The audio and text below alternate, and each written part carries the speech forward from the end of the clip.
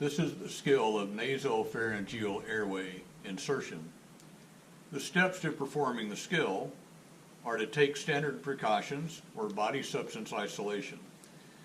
Verbalize the indications, which are a conscious patient with an altered mental state and has an intact gag reflex.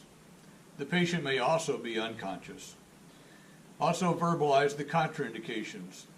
The patient may not tolerate this airway, and we also have to be cautious in a patient with facial fractures, skull fractures, including Le Fort fractures. We want to size the airway by measuring from the tip of the nose to the patient's earlobe. Once the proper size of airway is selected, we now need to coat the tip of the airway with a water-soluble lubricant.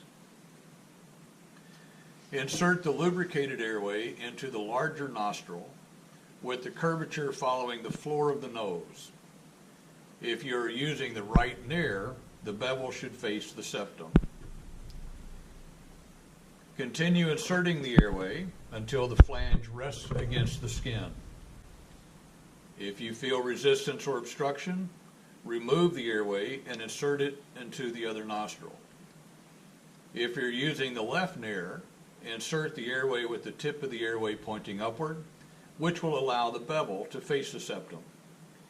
Insert the airway until resistance is met, and then rotate the airway 180 degrees into position.